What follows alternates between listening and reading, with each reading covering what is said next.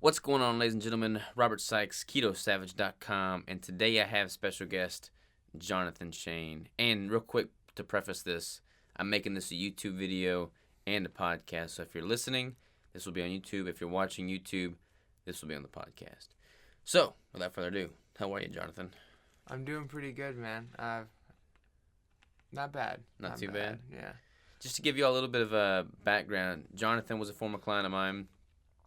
We had a podcast with him about, a couple months ago. Yeah, like early September. Yeah, early September, immediately post-show. He had just done his first competition. We did a post-show interview podcast. And I've had a lot of competitors that I've worked with come onto the podcast, right after their show or right before their show. But I haven't really had too many come, months after. So that adds a whole new dynamic to the equation. So I'm excited to have Jonathan. And plus he's in town this weekend, so it just worked out for a great podcast. So let's talk about that. First of all, if you haven't listened to the first podcast, listen to that. That'll give you a lot more foundation to his prep in itself. But talk about some of the emotions and everything that's happened post-show. So the post show for me was probably the hardest part. When you look at the broader spectrum of like a prep, I think that one thing that you can't neglect is the post show, the rebound, the reverse diet, because I thought that once I hit my show, it was over. Once I got off stage, it was done. I didn't have anything to worry about. And then you get off stage and you realize, oh crap, I've been depleting my body for months and months, and now I don't have this mental stronghold of I have this goal that I'm looking at, and so my body just starts trying to come up with ways through emotional manipulation or whatever it is to make me eat more food so it can store the fat it wants to store and basically I guess get back to its homeostasis, if you will. And so dealing with that was rough because I was constantly Robert knows. I was messaging him all the time, oh my gosh, I just binged. Oh my gosh, I just binged again and again. And it was a real struggle. It was really hard to deal with because you go from this person that had this control, that had this fire, and then all of a sudden, you have almost no, it's hard to almost explain. You really feel like you have no control. Because you had started... for anybody that hadn't seen or listened to the first vlog, or podcast rather, you had started out, at a heavier weight, lost a bunch of weight, so you kind of had a fat phobia, so to speak. Yeah, so when I was a teenager, I was 260 pounds, lost all that weight, and I developed this fat phobia, like you said, really scared of gaining weight, and so, in fact, that really surfaced I'd say about 2 months after my prep. I actually ended up struggling with my bulimia again. That came back up. So, talk about the mind, man. What are the, when did you recognize that it was a problem? What was the catalyst? I mean, not having something to strive for. I did the same thing after my competition. You do your first show, you don't have any perspective. You don't know what the show's going to be like, what the prep's going to be like, what the post show's going to be like. You're just doing. And then after you put that show on a pedestal. And then after that's over with, you have no grounding factor in your life. And then it's basically just free reins to do whatever. And you oftentimes go back into the things that you obsess about. And if you're obsessing about food, which you're subject to do post-show because you've been depleted for so long, it's easy to just turn to food and overindulge. So, when post-show for you did you recognize, oh shit, I'm losing it? I would say it was about. Oh, I remember when it was. It was the ice cream. It was the ice cream binge. You remember that one? I do.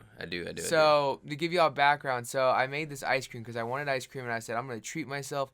So I made this ice cream, and I made it too damn good. So I had a little bit, and I talked myself into another little bit, and then somehow I convinced myself that it was okay to eat calories from the next day. So I tracked the ice cream for tomorrow and ate it today.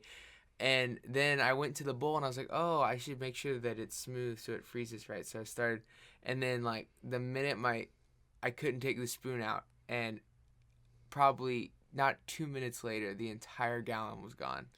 And that's like, I always tell my clients this too. Like, if you start, you know, playing around with your macros for days past or days to come, you've already gone down the wrong path. Because you just need to, like, if you mess up, chalk it up as a screw up, and then get back on track with your macros the next day. Don't try and, like, starve yourself the next day to make up for overconsumption of macros today, and don't overconsume today and take away from tomorrow. Like, just get back on routine, get back on a consistent macro intake, and wipe the slate clean, basically.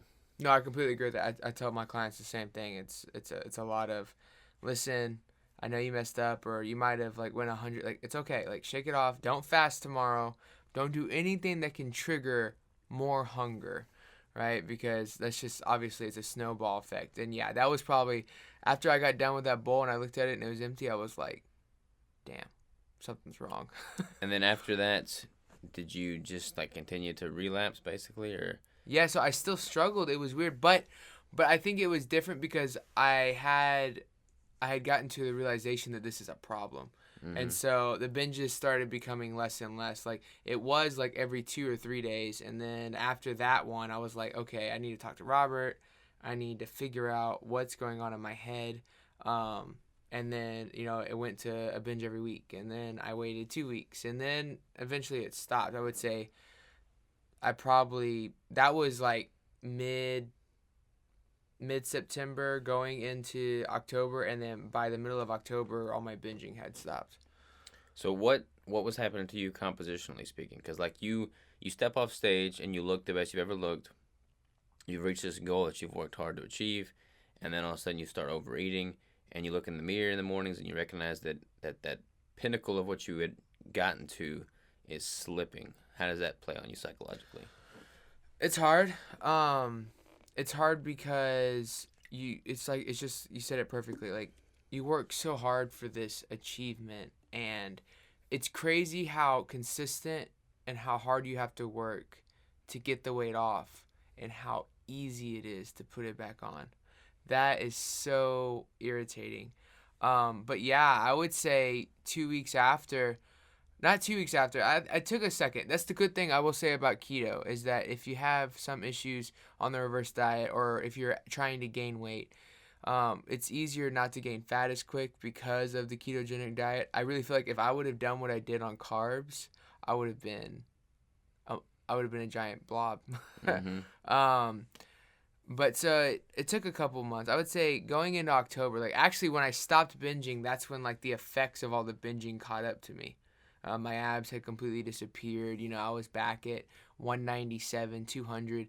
And some of that was the extra fat that I had gained, because I had gained quite a bit, but also inflammation from all the keto crap I was eating, from all the binging. So there was a lot of variables at play. But yeah, it messed with my head a lot because I'd worked so hard for something and lost it so easily. And like I said, it really plays on you as a competitor, as a bodybuilder, as someone that has to work so hard to achieve something, and then like you feel like you gave it up so easily, and that can be really daunting. Yeah, I agree. I don't know, it's a necessary thing. Like, you can't expect to sustain the percent body fat that you get down to at a competition prep, but at the same time, like, you have being okay with where you're going and where your body's going to go after a competition is like the hardest part, because you have to not only accept it for what it is, but also like embrace it. Because if you don't embrace it, then you're always gonna be filled with like regret and just like the self-conscious nagging at you. And if you're doing that, then you can't focus on the building season, which is what comes after the competition prep. So it's kind of like you have to learn to enjoy that phase of it as well. So how is that going for you now? Like, several months past show, or a few months past show, are you okay and accepting of what's happened in that interim? I am not. Don't get me wrong. There's always that whisper in the back of my head that I have to ignore, but I realize the more I ignore it, the quieter it gets. Mm-hmm. But all in all, I would say, yeah, I think when it comes to like my fat phobia, when it comes to understanding that when you make a mistake, yesterday, can you do anything about it? No, but can you control? What's right in front of me, right? I can do what's best with what's right in front of me, with what I have on me, etc. maturing into that has happened a lot in the past 3 months. I could say I've matured a lot with understanding that I have a long-term goal, that, you know what, I overate. My reverse diet didn't go the way it should have gone. Okay, I get it. I learned from it. My prep didn't even go the way it should have gone. I've learned from it. I know what I'm going to do to fix it next time. But I can utilize the extra calories I have on me. I can also utilize the extra calories that I'm going to eat, because you don't want to just, when you binge like that, you don't want to just start trying to cut again, because you're going to be back at square one. So understanding that I'm still going to need to eat in a surplus. I'm going to have to go kick butt at the gym and slam a lot of weight. And being okay with that, and learning that it's okay to get a little fluff, that it's okay to do that, because at the end of the day, I have a long-term goal, and I will achieve that goal. No one's going to stop me from achieving that goal. And if that means that in this process I'm going to have to eat a little bit more than I'm comfortable with, then my mind's just going to have to get over it, because I'm going to get what I want at the end of the day. Yeah. That's like one of the reasons I think having a competition, background and emphasis on the sport is very, very important. Like if you're cutting down for, superficial reasons, like, I don't know, just like to look good at the beach, then it's easier to go into this limbo effect of cutting, building, and that's not really sustainable. It's not really healthy. But if you have like the long game approach of, I want to be the best, competitor I can be on stage, then you're going to look better the next time you step on stage if you have that productive off season. If you take some time in between competitions, if you allow your body to put on muscle. But if you don't have that desire to look better on stage next time, then what reason do you have to not just continually going through this yo-yo effect of dieting? So yeah, that's one huge advantage to having that, looming goal, so to speak, a long-term goal. What about your training, man? How has that changed? My training changed, especially this weekend. This weekend, my training's changed a lot. I will tell you right now, the ones listening, the ones watching, if you do both, this dude trains like an absolute savage. I loved it too. I didn't tell him to say that on the podcast. Yeah, no, he really did. No, I'm not buttering buns here. Because I remember we worked out. What did we do first? We did legs. No, we did back. We did back. Yeah, and I got done with that workout, and I was like, man, this is the best workout I've had in years.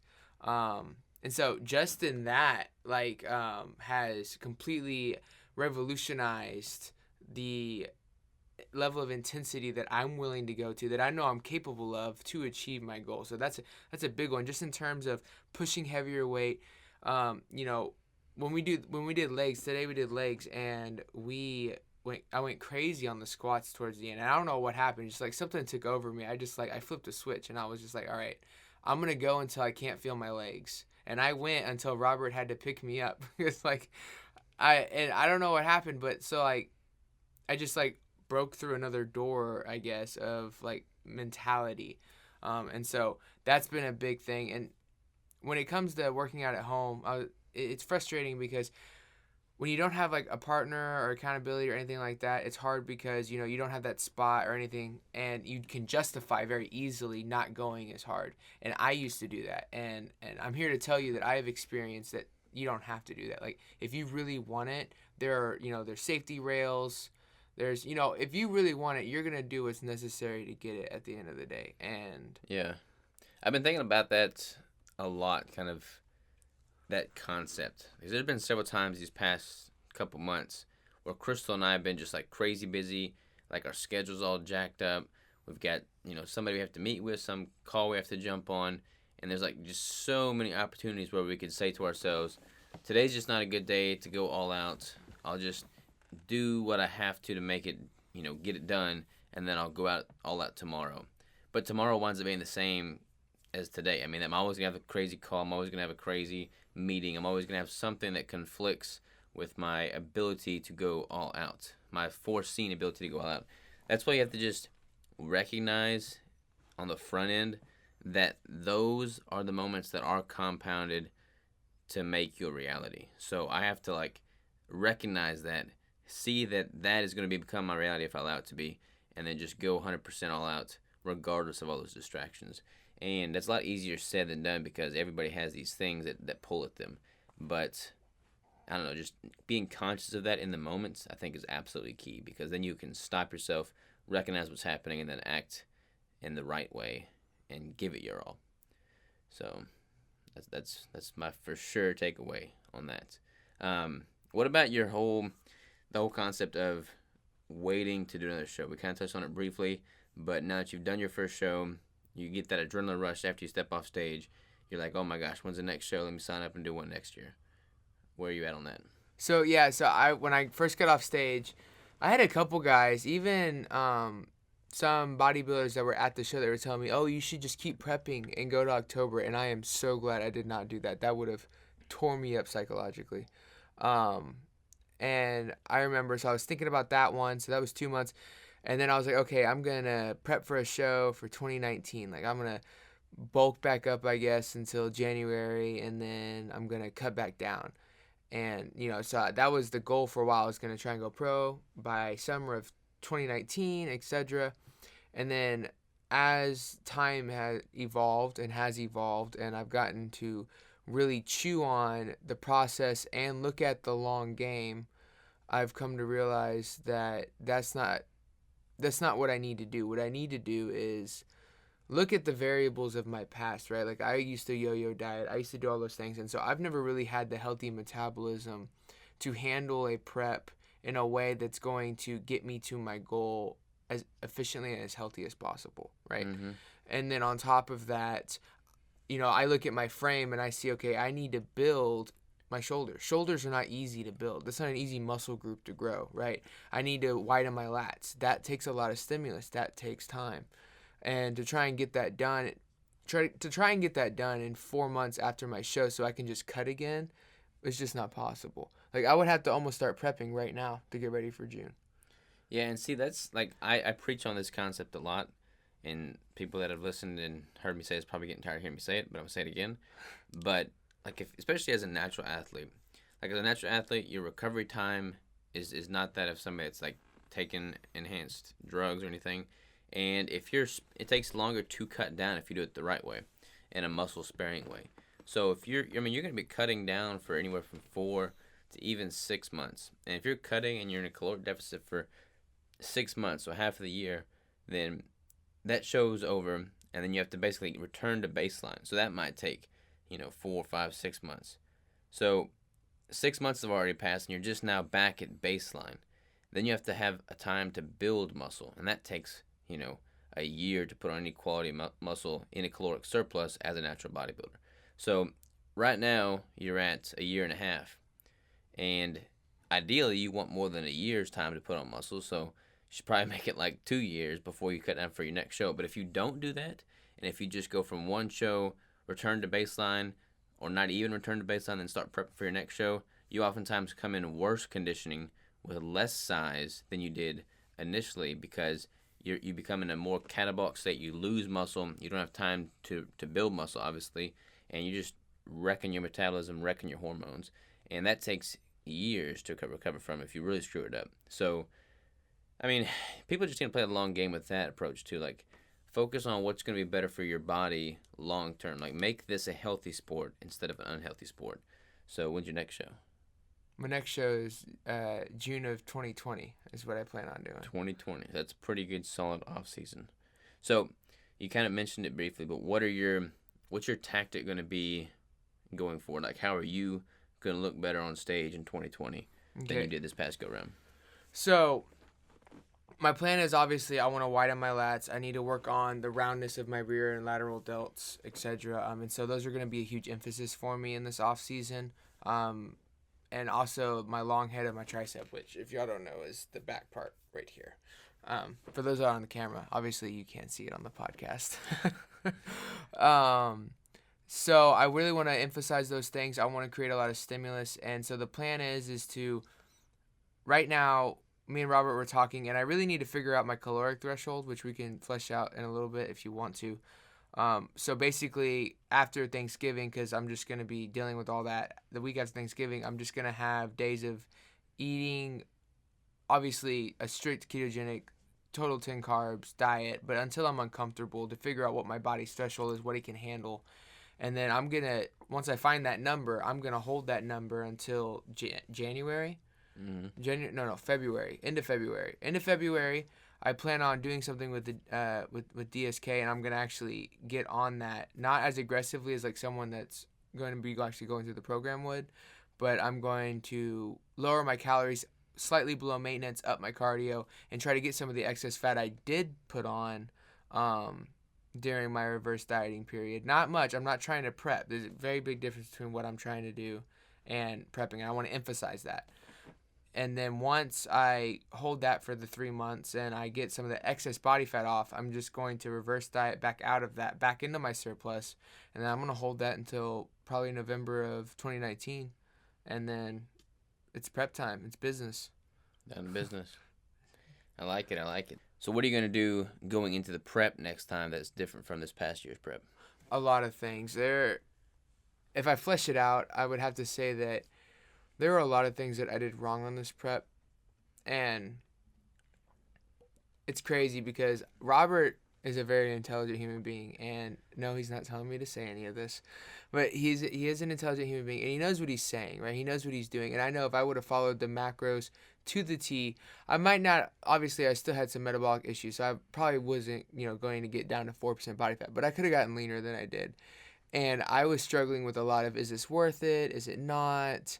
And so I was not very strict on my macros. I remember I went on vacation about 8 weeks out, and I struggled with that. I was like 150 calories over, and 8 weeks away from a show, eating over by 150 is obnoxious. Mm-hmm. And you're not going to get to your goals, guys. Like, if you have a set amount of calories that you're following and you think it's okay to eat 50 calories over, you don't tell your coach that, and you're not losing weight, that's your problem right there.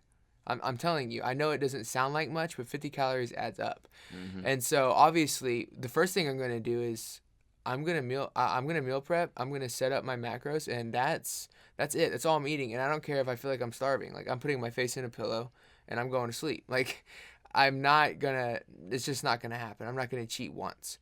So that's a big part, I think, that will come into the conditioning. And then also my intensity at the gym.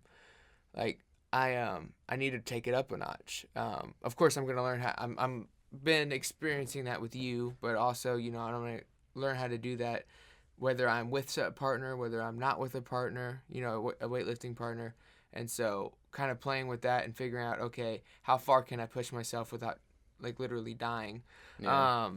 And then on top of that, I would say also ramping up my cardio. That's one thing I don't feel like I did enough cardio. Like, I was only doing 4 minutes of Stairmaster for 20 minutes, which, of course, I was in such a negative state trying to figure out if it was worth it anyways, that if you would have told me to do more, I'd probably been like, screw you, dude. Yeah, it's interesting, like a lot of people, going back to the macros, like, you can get away with a little bit here, a little bit there when you're just, like, maintaining or just looking good or being healthy. But when you go into a competition, so much of it's psychological anyways, and you don't want to have that regret after the show, so that alone makes it not worth it to cheat. But then, like, just from a physical standpoint, if you don't cheat at all, and if you're freaking on the game with your macros, then it is freaky what the human body is capable of. I mean, Crystal and I, when we did our prep, like, our macros would change every single week. So we would basically meal prep for the entire week based off of those macros. We would not deviate at all from those prepped meals. And then after that week, when the macros changed, we could mix it up a little bit, add a little bit different, flavor, something here and there. Still hitting the numbers, obviously, but just changing up what foods those macros are made up of. That way you can have some variety to make it more sustainable for the months to follow. But, like, giving yourself a zero tolerance policy to cheating and deviating from those meals and those macros is absolutely key, because the moment you do deviate from it and you flip that switch, it's really hard to go back into that kind of, like, tunnel vision mindset, and you need the tunnel vision mindset. And you're only prepping, I mean, kind of depending on how you look at it, but 4 to 6 months in the grand scheme of life is just a blip. It's nothing. So don't give yourself a reason to regret anything done in that 4 to 6 month time period. Give it 100%. Don't cheat at all. Hit the numbers on the head every time, all the time, and look freaky. I completely agree. Yeah. And that takes a lot of mental fortitude. Like, it's hard to deprive yourself and go without and sacrifice when everybody else around you is eating whatever they want and food's in abundance. But that's why this is a hard sport. I mean, it's not hard because you go eat all your meals perfectly for one day when you go kill it in the gym for one day. It's hard because you have to do that every single day without fail for 4 to 6 months. And that takes a lot of discipline. But that's what makes it a beautiful sport, because it gives you an opportunity to grow as a human being. And I don't know, I love it. I love it. I'm about ready to just go compete right now. Yeah, let's just do it. Let's just pat, screw it. But yeah, so having that kind of mindset towards the level of just discipline and consistency you bring to the table is absolutely key with your training and with your nutrition. And then, like, when you know you go all out on it, you're less likely to feel like you need to make up for something and then fall into the trap of doing a competition year after year after year. Because if you give it all you have, you almost like need some time in between shows to like recover from just going 100% like that. So if you're one to do a show every 6 months, it's probably because you didn't give it all you could that first time around. That's kind of my take on that. Like, I don't have the mental capacity to do a show every 6 months. Like, I would be dead. But I'm not competing again until 2020, same as you, and I don't know. I'm excited about it. Oh, dude, I'm excited to be shredded with you, bro. For sure. So talk about your building with the caloric surplus a little bit. Like, while you were here, you ate 6,000 calories. Mm-hmm. What did that do for you psychologically, eating that much food? Like, in your fat phobia, did you just feel like you're going to balloon up the next day? So, it was weird. So, I'd say the first 3,000 calories, like, once I hit what I usually eat every day, because right now I'm eating 2,800. That's going to change soon, because that's my maintenance. I was maintaining at that point. And I remember once I got past that in the morning, like after we ate that entire link of sausage. Mm-hmm. Yeah, guys, we ate an entire link of sausage for one meal each. We didn't split it. Yeah, no joke. And so at that point, I remember it crossed my mind. I was like, oh crap, like we're about to go over this. Like, I'm gonna get fat. I need to do cardio tomorrow. I need to wake up in the morning and run. Like, I'm not joking. Like, all this stuff started going through my head. And then I would say the next meal, I sat down and I was like, no, I'm gonna do this. My body's gonna do what I want it to do, and it's gonna learn to be okay with it, or I'm gonna get a new body. And so I just ate that next meal. I forget what it was. That yogurt. Yeah, that yogurt. Yeah. So when we were sitting at the table and we were making jokes with it, like, that was all running through my head, like the back of my mind. It's crazy what runs through your head and you don't tell anybody, you know, because you don't know how to deal with it yourself yet. Mm-hmm. And so I ate it. I ate it all. It went down easy, and I felt like I had made such a huge step towards my long-term goals because I was able to break a mental barrier. And when I went to bed that night, I was completely okay with what was going to happen the next morning. And mind you, I did wake up and gain 5 pounds, but that was due to a crap ton of salt. Yeah, we ate like probably 10,000 milligrams of sodium yesterday. It was a little obnoxious. But the point is that I didn't freak out. I woke up, I saw the weight, I said that's sodium, and even if it's a little bit of fat, I'm about to go kill it in the gym, I'm going to make gains. And that's what's needed right now. And I can say the same for my next prep. I'm excited when I'm hungry and I tell myself no, because I'm in control. My body's not. And I think that's big for anybody that's dieting. You know, it's not just the guy that's trying to like shove food in his mouth to get, you know, gains, if you will. It's the person that's dieting right now and you feel like you don't have control. That's not true. You have control. You have all the control in the world. You just need to take control. Like, don't let your body fool you into thinking that you don't get to decide what it does and doesn't do. Yeah, I agree. I think, like, for me, obviously eating 6,000 calories, it's not necessary. Like, I don't need 6,000 calories. But eating that much food for as long as I have now, 3 months in, it's like my mind is convinced that I'm not going to just turn into the New Year blimp eating that much food. And that alone is kind of, like, comforting because I know I'm not just unachievably far from my goals. And I don't know, just kind of resets things psychologically. And it makes me want to go into a competition prep and be strict and sacrifice that abundant food that much more because there's two sides of the spectrum, you know. So if you have too much of anything, it becomes a negative. So I'm excited for that. Speaking on that, like, we're 3 months in now. I think this is 90 days, 91 days, and be doing 6,000 calories. And there's been a couple days where I haven't hit 6,000. I'm being a little shy. Like, if we have like some traveling thing. Like I've been a little shy, but the whole time I've been far, far, far above my maintenance for sure. And I'm tired of eating 6,000 calories. I don't want to do it anymore. I'm done. It was interesting. It's like I said, we recorded a vlog for the whole thing because like it was fun too. We were making a little challenge, and I don't know if that helped you like eat more, like the whole like having somebody else there trying to eat more than you and kind of like revved you up. Like I need to get the calories in. I don't want to lose, Yeah. But I remember like when we got done with the last 6,000 because we had these sliders and they were delicious, but man, they're dense. And like the last two, I was just staring at the plate. I was like, oh, I gotta eat these. And Yeah. I thought it was interesting. Like I got them all down and I ate 6,000 calories and it wasn't terribly, terribly hard. But to do that every day for 90 days straight is just wow. Yeah. That's where it gets like eating that much food in one sitting, or not in one sitting, but in one 24-hour time frame is nothing crazy. Like you can do that. When the first couple of days I was eating 6,000, it was nothing. But to continually eat that much of a surplus without your body using all that fuel, because there's no way I'm burning that much. It's just like, whew, that's where it gets tough. And I'm glad that I've done it. I'm not convinced that an additional 3 months of it is necessary or beneficial or worthwhile by any means, but I'm undecided on that. I'll let you know. Yeah, it would hurt my feelings at all if I stopped eating 6,000 calories. But it's been good for me to be at such a surplus and know that, like, I didn't gain a whole bunch of weight. It's not the end of the world. I feel like I would have gained a lot more body fat had it been from carbohydrate sources, but from keto, I feel like my body's found like an upper threshold and has not gone beyond that. What else was I going to ask you? I was going to ask you something else. I've lost my train of thought. Shoot. Oh, what about we got our DEXA scans the other day. Mm-hmm. What were you? 21.9% body fat. 21.9. I was 17.6, which is higher than I normally am for sure. But how did you feel at 21.9? You said you had like a little mental hurdle after you got that number that you had to kind of jump. Yeah, it hurt. It hurt bad.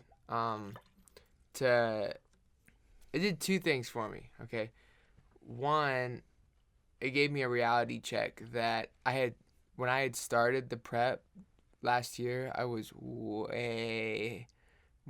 had way more body fat than I thought I did. Like I was probably easily 25, 26. I was pretty high. But not only that, but I didn't get near as lean as I thought I did. So that was a huge reality check for me. But it was also like it's weird. Like my mind has matured a lot because like I got excited. I was like, oh shoot, like okay, I can get so much leaner than that. Like that wasn't even close to what I'm capable of looking like. That's crazy. Mm-hmm. But dealing with the fact that I was 21.9, that was rough because I was like, all right, I'm already like, I remember walking in, I was like, okay, I think I'm going to be like 17. And if I bulk, I'll bulk up to 20. Like once I hit 20%, I'm just going to taper off and I'll be fine. And then I get the scan and I'm 1.9% above that already. That was a huge blow to the stomach. Mm-hmm. Trying to wrestle with that and make myself okay with still eating in a surplus. Yeah. Yeah, it's a challenge. Like, I don't know, like having a body fat percentage read off to you that is yours that you didn't anticipate getting. I don't know. All you can do is use it as data. You can't be emotional with it. You can't be sensitive with it. You just have to use it as a data point. Like your weight is a data point. How your body's performing in the gym is a data point. Your body fat percentage is a data point. So take like a very scientific approach to it.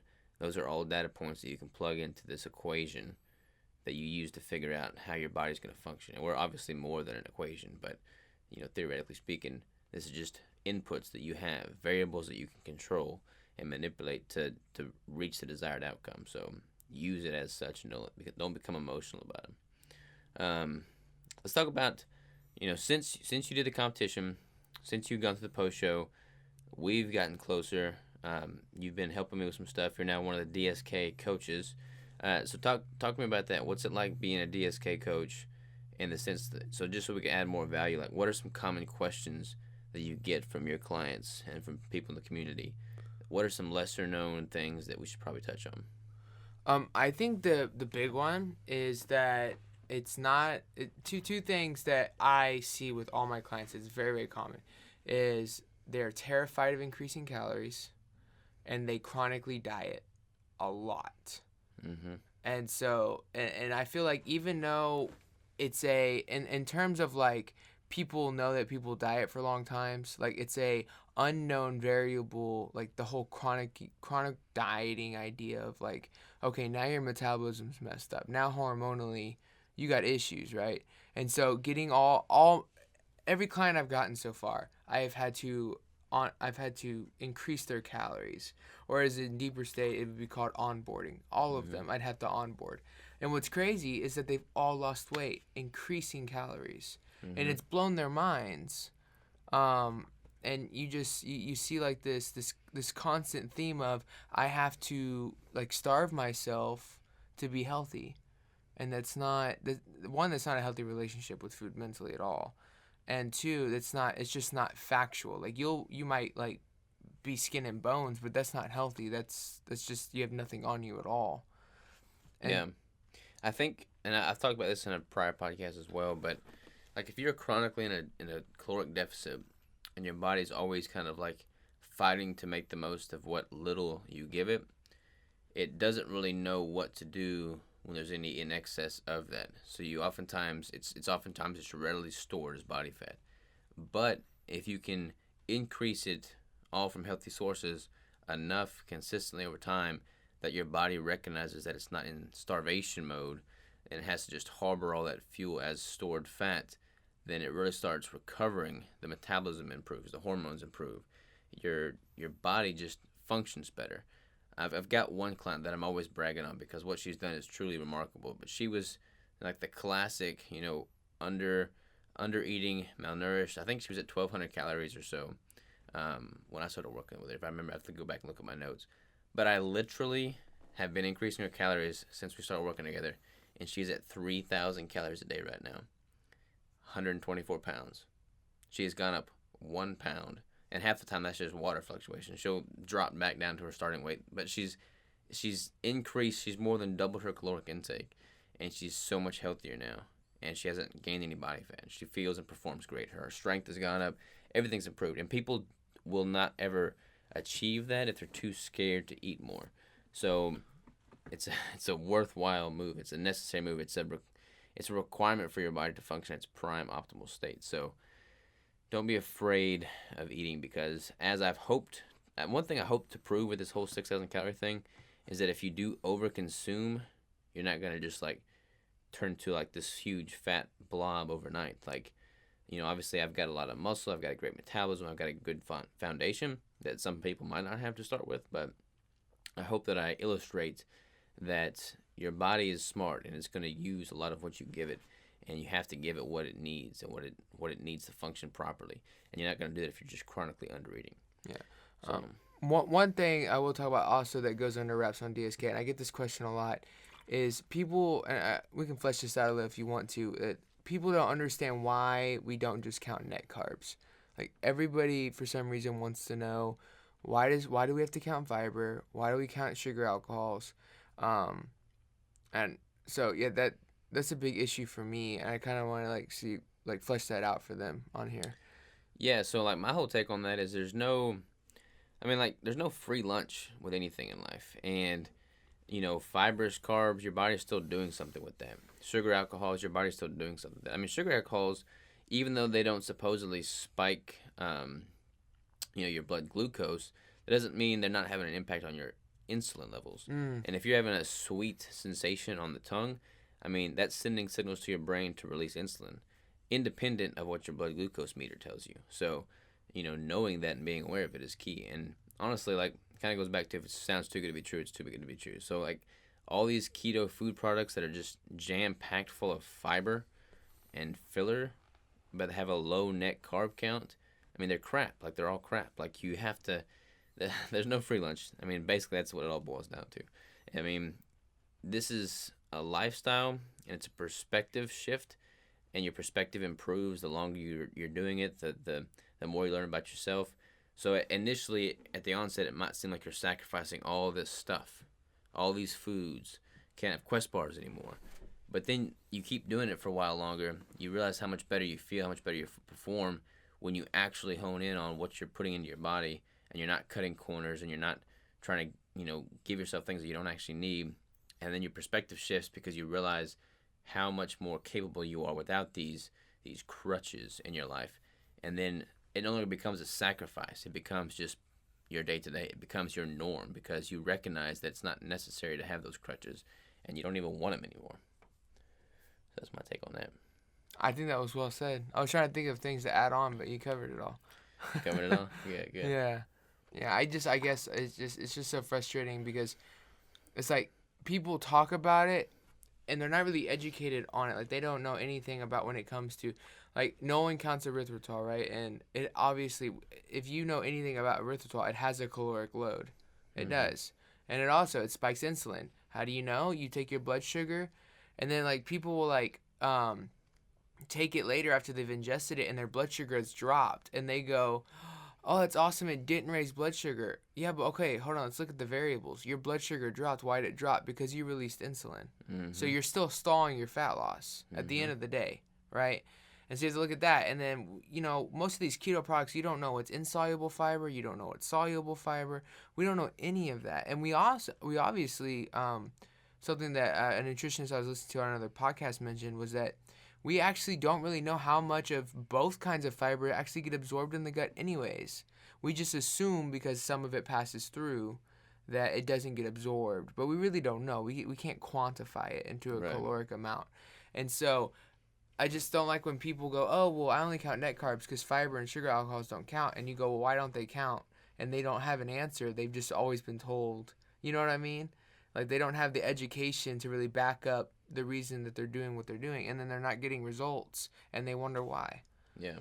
I think people want to take the easier road. I mean, that's just human nature. I mean, it's human nature to want to take the road that would involve less struggle and heartache.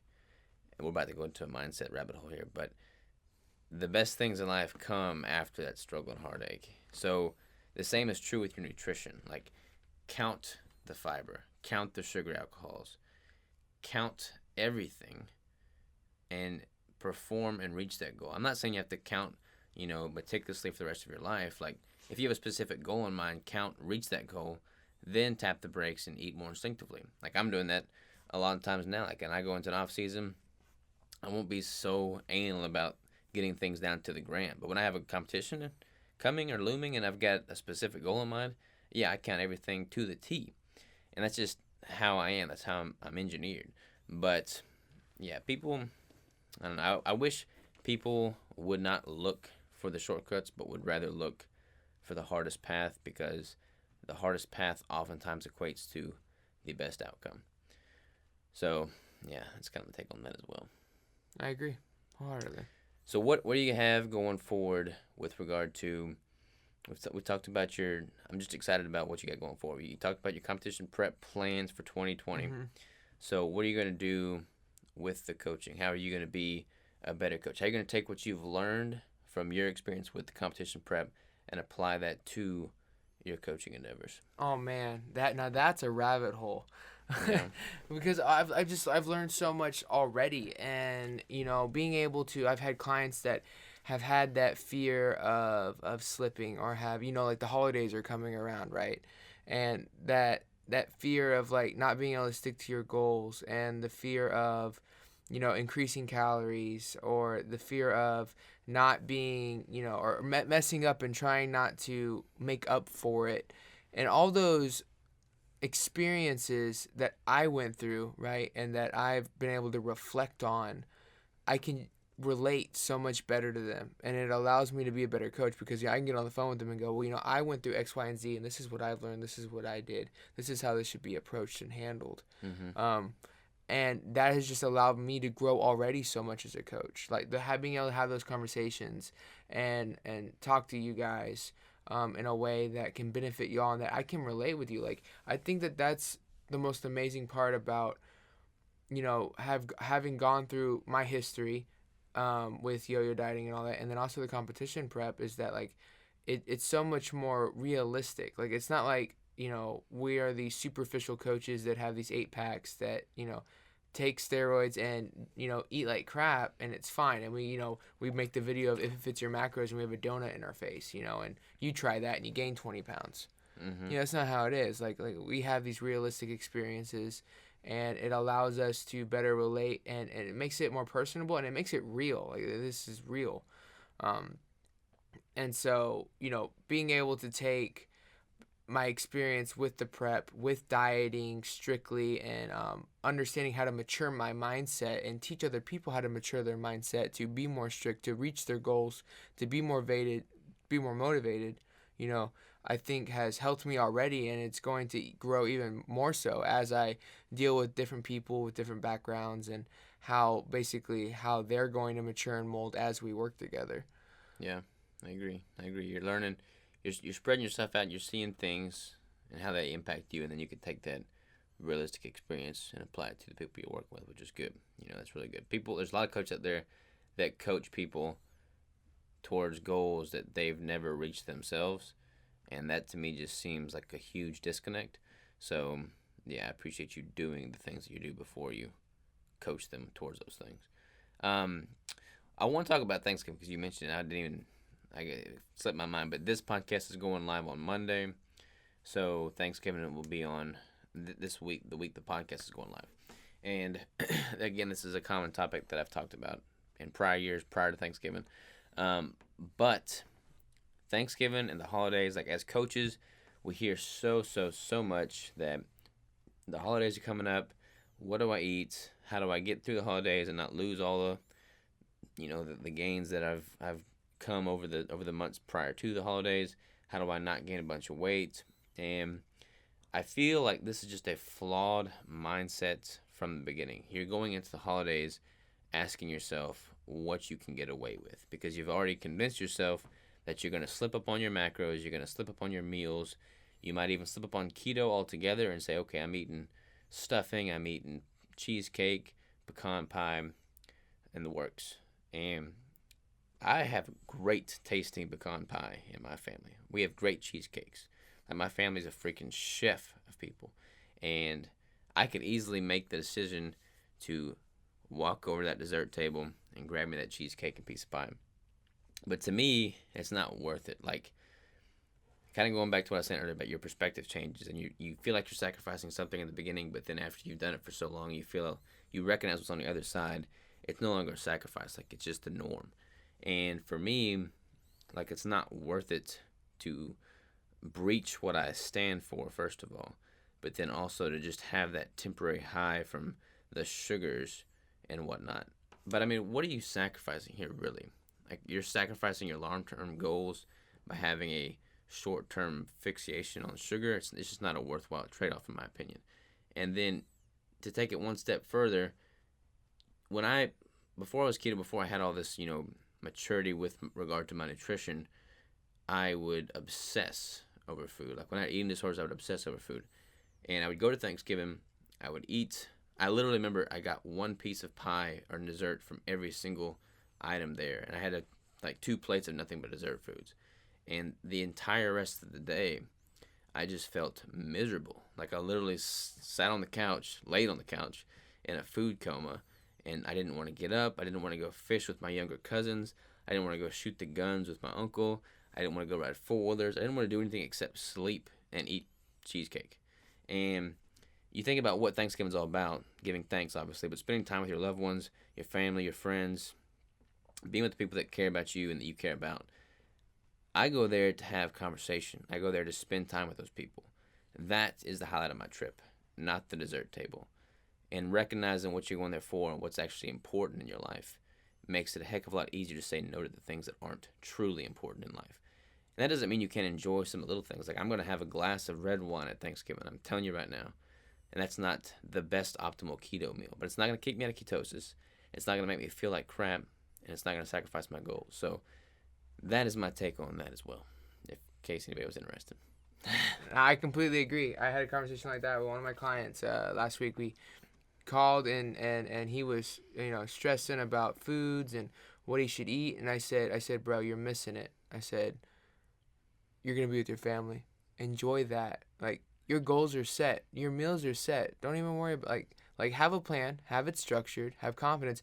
But if all you do is focus on eating food or not eating food, you're missing the point. Like, the whole point of Thanksgiving, since this is the holiday that's coming up, is to give thanks. Give thanks for your family, your friends, the fact that you have a goal, that you're getting healthy, that you are not cheating. Like, be thankful for those things and enjoy and appreciate the people around you. I couldn't have said it better myself. I love it. I love it.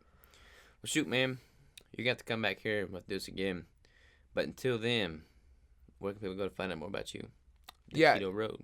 The Keto Road. So Instagram is my biggest platform, I would say. I think I would say. If you would agree or disagree, I'm not sure. Probably. So Instagram at The Keto Road, YouTube / The Keto Road, and Facebook, The Keto Road. You can also email me. Feel free to email me, theketoroad@gmail.com.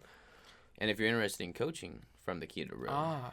Yes. If you're interested in coaching with me, you go to Deeper State Keto, go to the Keto Coaching. I'll be there. You want to DM me and talk about it. You have questions. I'm all game. I'd love to work with you. Always a pleasure, man. For sure. Like we had to shake hands. Yeah. You listen to the podcast, but you just shook hands. Look good on YouTube. All right. Catch y'all later.